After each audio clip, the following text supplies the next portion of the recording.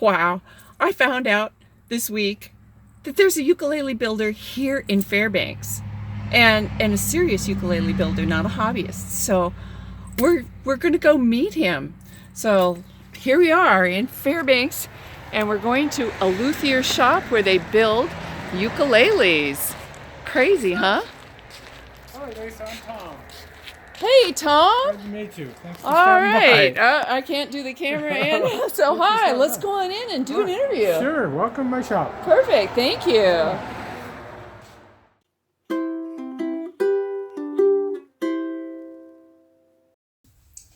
Hi there, ukulele friends. I have with me Tom Parse, and we're here in Fairbanks, Alaska, and he makes ukuleles. Who knew? All right? So Tom, making ukuleles is a superpower in my book. What do you think your superpower is? Well, I guess it would be that I am not afraid to experiment and try new things with the ukulele. The ukulele is a relatively new instrument. It has only been around for 100 years, maybe. And its recent popularity has it's been amazing, actually. Thanks, Jake. Yeah. And Jake, hit the like button. Give us a comment. And so I don't do this for a living. I'm retired. I was a Learjet helicopter mechanic, and I've retired from that. And I go back and forth to Hawaii a lot. I have for the last 30 years. And I bought an ukulele once and fell in love with it. And I played it every day since. I've played an ukulele every day. I guess I'm addicted to it now because I can't go a day without playing it. Can you relate to anything like that? If so, let us know about your addiction. So after a while, I decided I would like to make them, and I met a man in Hawaii that invited me to work in his shop for 3 weeks, and I built my first ukulele, and came back to Fairbanks and built a shop and started building about 10 years ago, I guess. And I've been building ever since. And through that process, I've discovered a lot of things that I thought were wrong about the ukulele, so that it is a new instrument. One of the biggest first things is I always thought they were too fat. They just seemed too fat for their size. I relate it to like a violin or a mandolin. They're about the same body size as an ukulele, but they're about that thick. And I'm like, okay, so I tried it, and I now have started building all my ukuleles thinner. This is a little thicker than some that I build. I build some thinner. I get pushback when I build them as thin as I think they should be because people are just hesitant because they look different. But again, I've had blind tests. I build two ukuleles exactly the same. I'll build except for the thickness of the body. And people turn around and I play both, and they'll always pick the thinner one. I think it has more sustain. It has more volume. The ukulele is basically a drum with strings on it. And I had never thought of that concept before. I mean, it's like, but yeah, sure, it totally makes sense. So 90% of the voicing from the ukulele comes from just like a drum, it comes from the top. You get some reflection from the back and some vibration. The sides basically separate the back and the sides and soak up sound. So why are we making them so thick? So and I put the sustain on these instruments. Oh, they are really nice. So that's one thing that I experimented with and I've stuck with, and it's becoming more popular. I see ukuleles are starting to lose weight and get thinner. Yeah, and you're doing more than just making them thinner. You're doing other things too. I'm doing a lot of different things. The other thing that I didn't like about the ukulele is if you'll notice most ukuleles will come up and they'll go flat across here. It makes the neck attachment quite a bit simpler because it's flat. Make this flat, put them together. Well, these, I make them as it keeps going that shape all the way around, which kind of complicates the neck joint, but as you can see in this, I can custom fit these to each body. Mm-hmm. And I just like the look of it. It doesn't really do anything for the sound. The other thing that I found is the necks were really heavy for the instrument. They're usually made out of mahogany. I've even seen people make them out of koa, which is, I don't know, you'd spend a week sanding on a koa. I use Spanish cedar. It's 30% lighter than mahogany. It's not strong enough for a neck, so I inlay a carbon rod on all my ukuleles. So I can actually stand on this, and it weighs like nothing. It's Yeah, I can attest that this is really super lightweight. And that just, if you feel a lot of ukuleles, you'll pick them up and they'll just go, whoa, they're heavy. So it's hard when you're playing, especially with a strap, because it's balanced right here and it's always wanting to come down. So I try to get all my ukuleles to balance right about here. And this one, it does. It balances right here. And it actually has a small pickup in it too. And folks, if I can also point out some of the gorgeous things that are on this instrument. Can you see the abalone inlay? And even here there's abalone inlay. And look at those fret dots. Those are great. Yeah, and I also, people will put a patch behind the hole. They'll reinforce the hole. When I thought, well, why would you want to do that? Why would you want to put extra wood on the top? Because this is what has to vibrate. So I don't do that. What I do is I actually bend a piece of ebony. This is actually ebony wood around the inside of the hole. So that gives the support for the hole, and it gives it a little bit of a classier look. And that took a little bit of figuring how to do that, but I do all of mine that way now. The other thing is a standard ukulele, the patch behind the bridge is made of wood. It's a hunk of wood. And I thought, well, that's a bad idea. Why would you want to put a big hunk of wood behind there? So what I do is I use carbon fiber. It's a 0.018 inches thick. So it's a very, very thin piece of carbon fiber that I epoxy onto here. And that allows everything to vibrate better. And so those are things that I have experimented with and am stuck with. Well, I've experimented with some other things that I haven't stuck with, but I won't tell you about those. So you have definitely got a superpower going here with it through experimenting and not being afraid to break the mold. No, and not trying new things. And you even had to make a special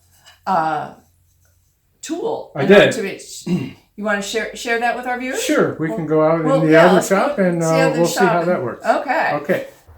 So, Tom, what have we got here? Okay, well, this is an old ancient bandsaw that I found on Craigslist, and I redid the wheels. I had to add extra wood to the wheels so it can accommodate this sandpaper belt, which I had to learn how to make my own belts too. That was another trick that I had to learn. And I finally found out that 5-minute epoxy never gets hard. So I do the joint here with that, and it's a bit of a hassle to make it, but one of these belts will last me probably my lifetime because this doesn't take much sanding. So my tops of the ukuleles have a 25-foot radius this way. So this jig here also has that radius, so this will fit flat in there. And I have a groove cut down the center of this jig that these little pieces of wood fit right into. And I have double-sided sticky tape that I'll put down the center line of the instrument. And I'll place the body in here. Actually, I'm going to take that out of there. This will fit down in the middle, right there, and the sandpaper will fit right around it. And I'll take another piece of wood and put it down the center line of the neck, and that will go right here. So each ukulele neck is custom fit to each body. So as that sits in there, this spins, I press the neck in, and it forms perfectly to the body. It takes about 15 seconds, and it's a perfect fit. Wow. So this was a tool that I designed and made, and it saves me a lot of work, and I think the end product looks better. Great. And you have another little invention too. I do have another little invention over here. This is a jig that I came up with to make kerfing. Kerfing goes on the inside of the body, top and back, to attach the sides to the top and the back. So it involves cutting all these little slices in there so this will bend around the body. And I used to do each one individually, just had a little jig that I would go like this, and it would take me forever. And it was like, there's got to be a better way. So I went to Home Depot and got some drawer slides. These are drawer slides and some plywood and springs and stuff. And so now what I can do is once I get this all set up, I have it adjusted. It's not adjusted now, but as I push this in, you can see how it advances that for every cut. So I can sit here and daydream, do whatever, and I can produce them much faster, and they're equal, and it was a lot of fun to build. Very cool. Well, definitely your experimenting engineering mind is a superpower, Tom. These are pretty cool. All right, thanks.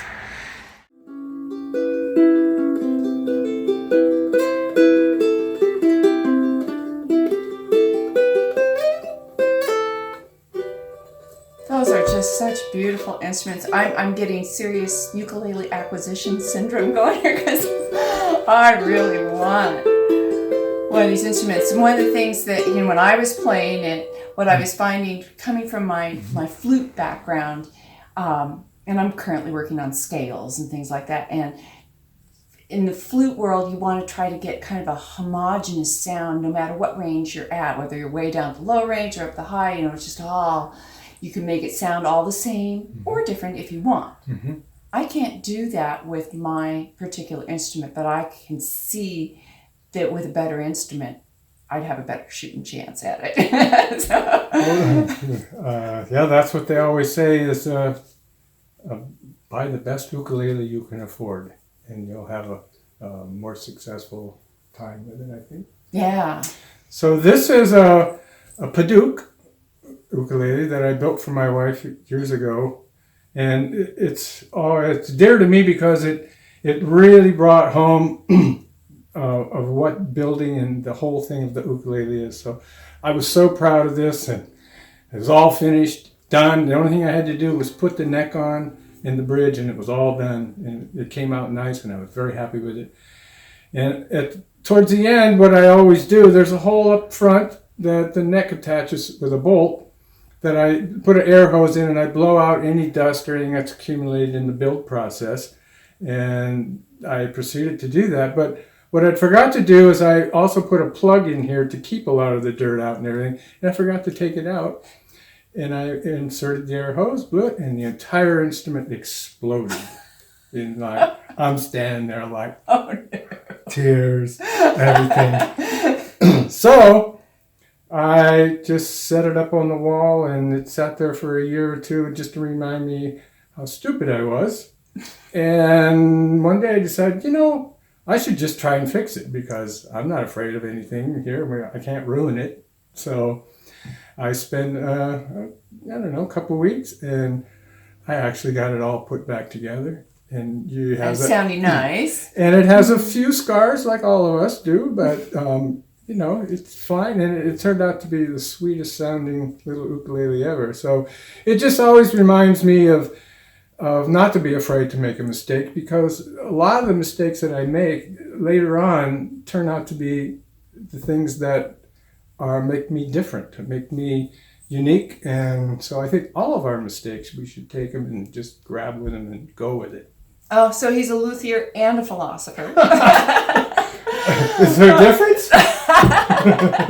Very good. Well, this has been such a treat and such a delight. Thank you so much for, graciously allowing me to just show up and get a tour and all the stories. Oh, I've had a lot more stories too. It's been wonderful. Mm-hmm. And he's going to be hosting a string workshop for my students here in Fairbanks. We're going to change strings and use his shop space and hopefully excite some of my students towards getting a better uke and well, thank you. building their Thank skill. you for your interest in the ukulele.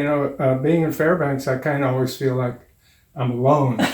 And when I built in Hawaii, for 5 years, and it's just ukuleles everywhere. Everywhere. And it's like I have probably 30 builder friends in just one island of the the big island, and here it's me. So, but that's okay because I stay in contact with them. But it's nice, and I really appreciate you providing a place for people to get interested in the ukulele here in Fairbanks. Right. And I'm glad that I can be a small part of that. Okay, well, folks, do what you can to help spread the ukulele love. Hit that subscribe and that notification bell if you haven't already. I really want to give a big shout out to all my Patreon supporters. Thank you so much. And there's my phone ringing, wouldn't you know? And oops, and I didn't cancel it. So I just want to thank everybody, and until next time, we'll see you later. Bye-bye. Wait. This is a song I learned to play from my father-in-law. He has a radio show here in Fairbanks called Shooter's Corner, and this is the theme song called Cowboy Joe. Up there in Alaska where the bad men are, only thing to guide you is the northern star. The roughest, toughest man by far is the ragtime cowboy Joe. He always sings rag music to his cattle when he swings back and forth in his saddle on a horse that's syncopated, gated into such a funny meter to the roar of his repeater. How they run when they hear the feller gun, because the northern folk all know he's the highfalutin, rootin' tootin' son of a gun from North Alaska, ragtime cowboy Joe.